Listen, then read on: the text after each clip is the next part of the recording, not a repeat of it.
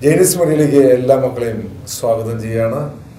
ഇന്ന് ഞാൻ നമ്മളോടൊപ്പം വായിരിക്കുന്നത് നമ്മൾ ഈ കാലഘട്ടങ്ങളിലൊക്കെ ഒരുപാട് പ്രതികരണങ്ങൾ നടന്നുകൊണ്ടിരിക്കുകയാണ്. ഈ കാലത്തിൽ പ്രതികരണം നടന്നുകൊണ്ടിരിക്കുമ്പോൾ തന്നെ നമ്മൾ ഒരുപാട് ദൈവജനം വേദനിക്കുന്നുണ്ട്. ശരിക്കുമാണെങ്കിൽ ഈ കേരളം എന്ന് പറയുന്നത് ഒരു ഭ്രാന്താലയം എന്ന് സ്വാമി വിവേകാനന്ദൻ പറഞ്ഞ സത്യം പറഞ്ഞാൽ ഇപ്പോൾ അങ്ങനെയാണെന്ന് തോന്നുന്നു. ഇപ്പോൾ മതങ്ങളെ തമ്മിൽ കരുവാക്കിക്കൊണ്ട് ഇന്ന് ഒരുപാട് വ്യക്തികൾ ഇതിലേക്ക് ശ്രദ്ധ ആകർഷിച്ചുകൊണ്ട് എനിക്ക് തോന്നുന്നു ഉപജീവനം കഴിക്കുന്നു എന്ന് വിചാരിക്കുന്നു. ഈയിടെയായിട്ട് നമ്മൾ ഹിന്ദു, മുസ്ലിം, ക്രിസ്ത്യൻ ഈ മൂന്ന് വിഭാഗങ്ങളും കൊച്ചു കേരളത്തിലെ നല്ല സൗഹൃദത്തിൽ ജീവിച്ചുകൊണ്ടിരിക്കുന്ന മക്കളാണ്. പക്ഷെ ഇന്ന് ചിലവരുടെ എയിം, അതിൽ ചില വ്യക്തികളുടെ എയിം, തീവ്രവാദ എയിം, അതിന്ന് നമ്മുടെ ആദ്യം ഇത് രാഷ്ട്രീയക്കാർക്കാണ് ഉണ്ടായിരുന്നത്.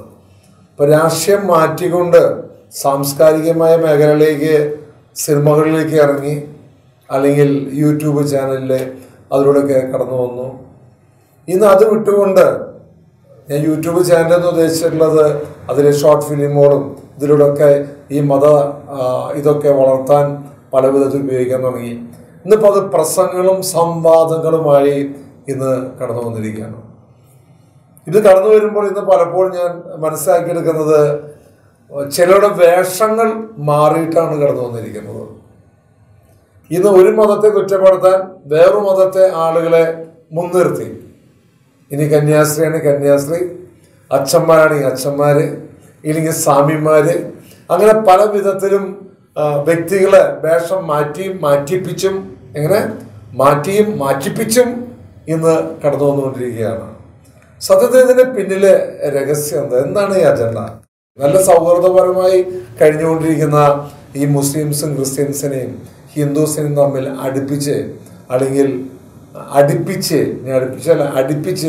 നിങ്ങൾക്ക് എന്താ നേടാൻ പോകുന്നത്? ശരിക്കും കുറച്ച് നാളുകളായി കേരളത്തിലെ എന്താ പറയുക, ഒരു വലിയൊരു ഗ്രൂപ്പ് ഇതിനു പിന്നിൽ പ്രവർത്തിച്ചുകൊണ്ടിരിക്കുക.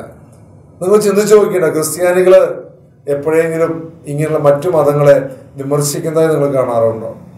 വെറുതെ ഇരിക്കുന്ന ക്രിസ്ത്യാനികളെ ചുമ്മാ തോണ്ടി നിങ്ങളുടെ മതങ്ങൾ അവർ പഠിച്ചു, അവർ പ്രസംഗിക്കാൻ തുടങ്ങി, കാര്യങ്ങൾ അവർ പ്രസംഗിക്കാൻ തുടങ്ങി.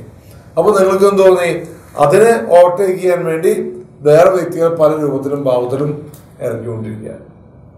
നിങ്ങൾ സത്യത്തിലേക്ക് കടന്നു വരിക. ശരിക്കും എന്താണ് ദൈവമെന്നോ ദൈവത്തിന്റെ ഇടപെടൽ എന്താണെന്നും ആദ്യം മനസ്സിലാക്കാണ്ട് ചുമ്മാ അങ്ങോട്ടും ഇങ്ങോട്ടും എന്താ പറയുക വാളെടുത്ത് ഇങ്ങനെ വെട്ടിക്കൊണ്ടിരിക്കുക. അമ്മേ ഹല്ലേലൂയ. 2022 ഒരുപാട് മഹാമാരി, 21 അല്ലെങ്കിൽ 20, 21, 22 ഒരുപാട് മഹാമാരികൾ കടന്നു വന്നുകൊണ്ട് ഒരുപാട് മക്കൾ വേദനിച്ചുകൊണ്ടിരിക്കുകയാണ്. നമ്മൾ മനസ്സിലാക്കിയെടുത്തില്ലേ, ഇന്നലെ ഈ 45-48 മണിക്കൂറോളം ഒരു ബാബു എന്ന മകൻ മലമ്പുഴയ്ക്ക് അടുത്തുള്ള ഒരു മലയിൽ നിന്നും താഴെ വീണ് ഏകദേശം 400 അടി താഴെ വീണ് കിടന്നു കഴിഞ്ഞപ്പോഴും ആ സഹോദരൻ ഒരു മുസ്ലിം ആയാലും ഇത് മുസ്ലിമോ എന്നല്ല, ഇവിടെ എല്ലാവരും ഒരുമിച്ച് ഏകസ്വരത്തിൽ ആ വ്യക്തിക്ക് വേണ്ടി പ്രാർത്ഥിച്ച്, അതിലും ചിലവരെ മുതലാക്കിയവരുണ്ട്. കാരണം ആ മുസ്ലിംസുകളുടെ പ്രാർത്ഥന അല്ലെങ്കിൽ അവരുടെ നോമ്പാണ് ആ വ്യക്തിയെ രക്ഷപ്പെടുന്നത്. കേരളത്തിലെ എല്ലാവരും ഒരുമിച്ച് അതിനുവേണ്ടി ശ്വാസം വിടാതെ പ്രാർത്ഥിച്ച്, മാത്രമല്ല നമ്മുടെ ഇന്ത്യൻ സേന, ഒപ്പം തന്നെ നമ്മുടെ പോലീസ്, അഗ്നിസേന, അങ്ങനെ എല്ലാവരും ഒരുമിച്ച് കൈകോർത്തുകൊണ്ട് അങ്ങനെ ആ വ്യക്തിയെ രക്ഷിച്ചെടുക്കുന്നത് നമ്മൾ കണ്ടു. പ്രത്യേകിച്ച് നമ്മുടെ പട്ടാളക്കാരെ ജീവൻ പണയം വെച്ചുകൊണ്ട് റോപ്പിലൂടെ അവരിറങ്ങി താഴെ ഇറങ്ങിക്കൊണ്ട് ആ മകനെ വെള്ളവും ഭക്ഷണമൊക്കെ കൊടുത്തുകൊണ്ട് അങ്ങ് കെട്ടിപ്പൊക്കി കൊണ്ടുപോകുന്നത് നമ്മൾ കാണാനുണ്ടോ.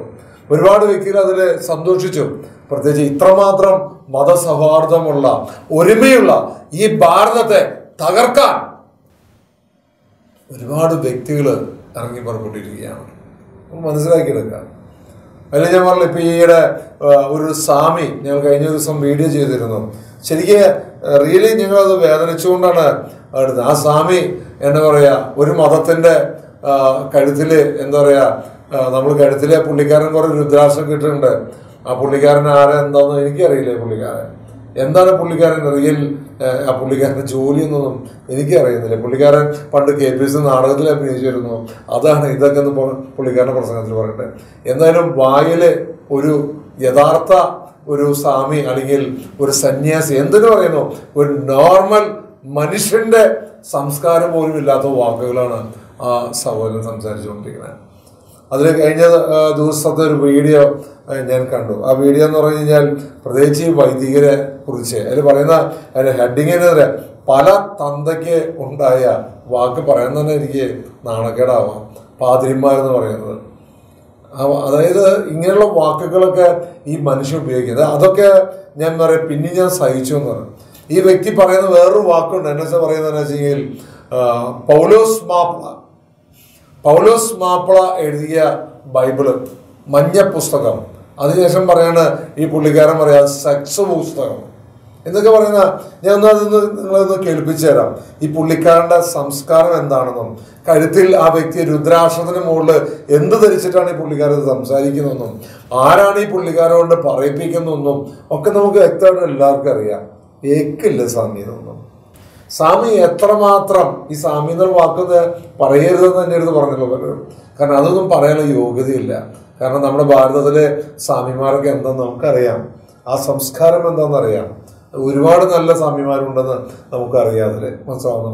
ഉപവസിച്ചുകൊണ്ടും ബ്രഹ്മചാര്യം എടുത്തുകൊണ്ടൊക്കെ നല്ല നല്ല സ്വാമി. ഇയാൾക്ക് ഒന്നും ആ പേര് ചെയ്യില്ല.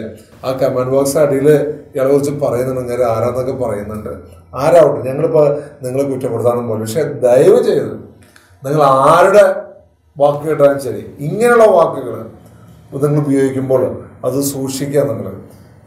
ഞങ്ങളിപ്പോൾ നിങ്ങൾക്കെതിരെ കേസ് കൊടുക്കാനോ അല്ലെങ്കിൽ നിങ്ങളെ ഗൗരവം ചെയ്യാനോ ഞങ്ങൾ പോകുന്നൊന്നുമില്ല, മനസ്സിലാവുന്നുണ്ടാവും. പക്ഷെ നിങ്ങൾ പറഞ്ഞ വാക്കുകൾ ഒന്ന് ഈ ജനം ഒന്ന് കേൾക്കട്ടെ. പലരും കേട്ടിട്ടുണ്ടാവും, എന്നാലും ഇതൊന്ന് കേൾക്കുന്നത് നല്ലതാണ്.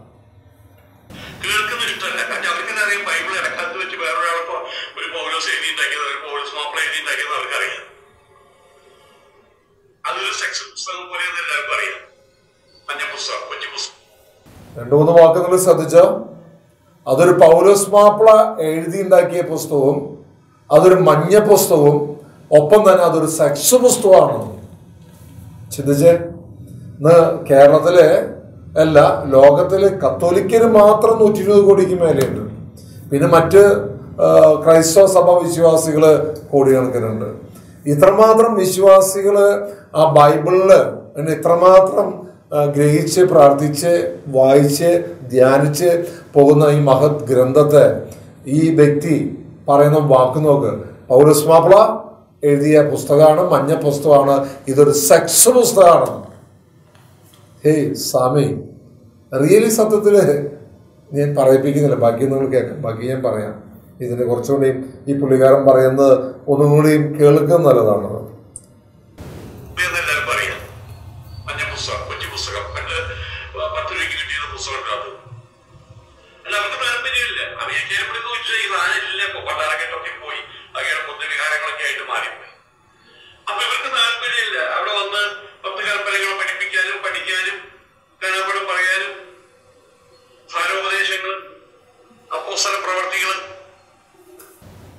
പുള്ളിക്കാരൻ പറയാണ് ഈ എന്താ പറയുക സെക്സ് പുസ്തകം, ഈ 10 രൂപയുടെ പുസ്തകം, ഈ പുസ്തകം ഇപ്പൊ അമേരിക്കയിൽ നിന്നൊക്കെ പോയിന്ന് അവറ്റകളൊക്കെ ഇതൊക്കെ മുഴുവൻ എടുത്ത് മാറ്റുന്നത്. ഇയാളിങ്ങനെ അമേരിക്ക മുഴുവൻ എന്താ പറയുക സഞ്ചരിച്ച് എന്താ പറയുക അമേരിക്കയിൽ ബൈബിള് എന്ന പുസ്തകം എന്താ പറയുക സെക്സ് പുസ്തകം മൊത്തം എടുത്ത് മാറ്റി. ഇങ്ങനെ ആരാ ലോക നേതാവാ? അല്ലെങ്കിൽ ജ്ഞാനത്തിന്റെ കണ്ണുകളാൽ അവിടെയുള്ള ആര് ഈ എന്താ പറയുക പുസ്തകം എടുത്ത് മാറ്റി ഇയാൾ കണ്ടതുണ്ടാകും. ഹേയ് മനുഷ്യ ശരിക്കും എവിടെ താൻ ദുബായിൽ നിന്ന് സംസാരിച്ചാലും ശരി, ഇനി ഇന്ത്യയിൽ നിന്ന് സംസാരിച്ചാൽ പോലും ഇത്രയും എന്താ പറയുക സംസ്കാരം ഇല്ലാത്ത ഈ വാക്കുകളെ കൊണ്ടുണ്ടാകും. ഇതൊക്കെ ഒരു തിരിച്ചടിയായി കിട്ടാതിരിക്കാൻ നിങ്ങൾ പ്രാർത്ഥിക്കുകയാണ്. ക്രിസ്ത്യാനികൾ തന്നെ നിങ്ങൾക്കെതിരെ തിരിച്ചടിക്കാനൊന്നും പോകുന്നില്ല, വാളെടുക്കാനൊന്നും പോകുന്നില്ല, മനസ്സിലാവുന്നുണ്ടോ? നിങ്ങൾ കഴുത്തിൽ രുദ്രാക്ഷത്തിന് മുകളിലിട്ടുള്ള മാല ഇല്ലേ, അതൊക്കെ എന്തായിക്കോട്ടെ, ആ മാല തന്നവരായും ശരി, ഇനി നിങ്ങളതുകൊണ്ട് പറയിപ്പിക്കുന്നവരാണ് ശരി. ഇന്ന് പല തന്ത്രങ്ങൾ ഞാൻ തുടക്കത്തിൽ പറഞ്ഞതല്ലേ, തന്ത്രങ്ങൾ എന്നെ ആ വേഷം ധരിപ്പിച്ചുകൊണ്ട് ഇങ്ങനെ പറയിപ്പിക്കുമ്പോൾ കുറെ വ്യൂവേഴ്സിനെ അല്ലെങ്കിൽ റീച്ച് ഒക്കെ കിട്ടാൻ വേണ്ടിയുള്ള തന്ത്രങ്ങൾ. നിങ്ങൾ എന്തൊക്കെ പറഞ്ഞാലും കത്തോലിക്ക സഭ അല്ലെങ്കിൽ ക്രൈസ്തവ സഭ എന്ന് പറഞ്ഞാൽ 2000 വർഷമായി. നിങ്ങൾ ഈ എന്താ പറയുക സഭയെ കുറ്റപ്പെടുത്തിയാലും പിതാക്കന്മാരെ കുറ്റപ്പെടുത്തിയാലും അല്ലെങ്കിൽ എന്താ പറയുക അച്ഛന്മാരെയും കന്യാസ്ത്രീയും കുറ്റപ്പെടുത്തിയാലും ഒന്ന് തളർന്നൊന്നുമല്ല ഈ സഭ എന്ന് പറയുന്നത്. അത് ഈ കൊച്ചു കേരളത്തിൽ ഇട്ടവട്ടത്ത് എന്താ പറയുക ഉള്ളതൊന്നുമല്ല. ഇതിങ്ങനെ വൈഡായിട്ട് കിടക്കുക. എൻ്റെ പൊന്നു സ്വാമി, ഈ സ്വാമി ഇങ്ങനെ പറയാ ഒന്നുകിൽ ആ വേഷം ഒന്ന് ഊരി മാറ്റി കളയും. ഞാൻ കഴിഞ്ഞ വീഡിയോയിൽ ഞാൻ പറഞ്ഞിരുന്നു, ആ വേഷം ഒന്ന് എടുത്ത് മാറ്റി കളയും. എന്നിട്ടെന്ന് പറയും നോർമൽ ഒരു മനുഷ്യനായിക്കൊണ്ട് തറയായിട്ട്, അങ്ങനെയൊക്കെ ഞാൻ പറയാൻ പറ്റില്ലോ, അതിന് തറയായിട്ട് സംസാരിക്കേ. താങ്കൾ പറഞ്ഞില്ലേ വിശുദ്ധ ഗ്രന്ഥം എന്ന് പറയുന്നത് ഒരു സെക്സ് പുസ്തകം എന്ന് പറഞ്ഞില്ലേ, അല്ലെങ്കിൽ എന്താ പറയുക പൗലോസ് മാപ്പിള എഴുതിയ പുസ്തകം എന്ന് പറഞ്ഞില്ലേ, അമേരിക്കയിൽ നിന്ന് മുഴുവൻ എടുത്തു മാറ്റി എന്ന് പറഞ്ഞില്ലേ. ഇന്ന് അമേരിക്കയല്ല, ഇന്നൊക്കെ താങ്കൾ പറയുന്ന ചില ഇംഗ്ലീഷ് വാക്കുകൾ മുതൽ അല്ലെങ്കിൽ ഇന്ന് കേരളത്തിലും ഭാരതത്തിലും ലോകം മുഴുവൻ ഇന്ന് ഇങ്ങനെയുള്ള നല്ല ഗുഡ് കൾച്ചർ കടന്നു വന്നത് ഈ പാതിരിമാരും ഈ സിസ്റ്റേഴ്സും അല്ലെങ്കിൽ ഒരുപാട് വ്യക്തികളൊക്കെ വന്ന് പഠിപ്പിച്ചുകൊണ്ടാണ് ഇന്നും മാന്യത നിന്നുകൊണ്ടിരിക്കുന്നത്. മനസ്സിലാവുന്നുണ്ടോ? ഈ ഭാരതം എന്ന് പറഞ്ഞു കഴിഞ്ഞാൽ നല്ലൊരു സംസ്കാരം ഉണ്ടെന്നും ഈ ഭാരതത്തിൽ ആർഷാഭാരതത്തിൽ എല്ലാവരെയും സ്വീകരിച്ചു എന്നൊക്കെ അറിയാം. സ്വീകരിച്ചു കഴിഞ്ഞപ്പോൾ ഇവര് നമുക്ക് ലഭിച്ച ഒരുപാട് ഗുണങ്ങളുണ്ട്. ഇതൊക്കെ മാറ്റിക്കൊണ്ട് ഏതെങ്കിലും ഒരു വിഭാഗം എന്ന് ഞാൻ പറയുന്നത്, ഞാൻ മൊത്തം മുസ്ലിംസെന്നും ഞാൻ പറയുന്നില്ല. എനിക്ക് ഒരുപാട് നല്ല മുസ്ലിം സുഹൃത്തുക്കളുണ്ട്. എൻ്റെ അയൽവാസികളൊക്കെ നല്ല മുസ്ലിംസ് തന്നെയാണ്. മനസ്സിലായോ?